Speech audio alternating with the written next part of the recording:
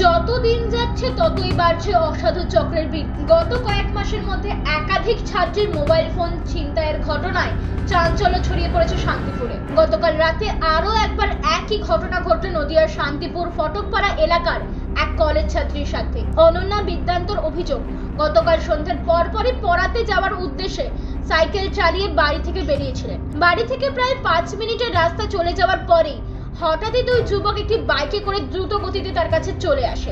এরপর তার হাত থেকে মোবাইল ফোনটি ছিনিয়ে নিয়ে চম্পট দেয়। ছাত্রীর অভিযোগ, ওই যুবকেরা তাকে বেশ কিছুক্ষণ ধরে ফলো করছিল, কিন্তু ছাত্রী বুঝতে পারেনি তার সাথে ঘটতে চলেছে ছিনতাইয়ের ঘটনা। সাথে সাথে পরিবারকে নিয়ে শান্তিপুর থানায় একটি লিখিত অভিযোগ দায়ের করে অনন্যা। তবে এই ঘটনা শুধু অনন্যার সাথেই ঘটেনি, গত কয়েক মাসের মধ্যে শান্তিপুরের বিভিন্ন এলাকায় ঘটেছে একই ঘটনা।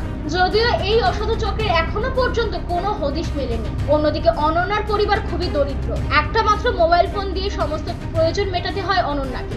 এখন মোবাইল ফোন ছিনতাই হয়ে যাওয়ার খুব অস্বস্তিতে রয়েছে পরিবার, এমনটাই জানাচ্ছেন অনন্যার মা।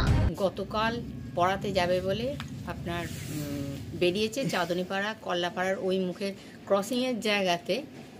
আপনার আমি তো ছিলাম না, ফেসে ছিল মেয়ে একা, সেই জন্য যেটুকু ওর মুখের কথা সেটুকুই বলছি। আর ওই জায়গাটাতে বাইক নিয়ে দুজন ছেলে, আর ওকে নাকি ঘিরে ফেলেছিল। বললাম আমি যে বেরোবো, সাইড নিতে পারছিলাম না।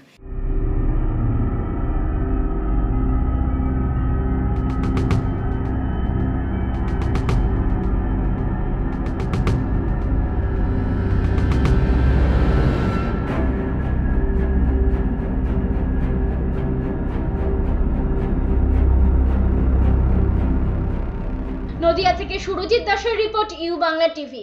ইউ বাংলা টিভি হৃদয় ছুঁয়ে যায়।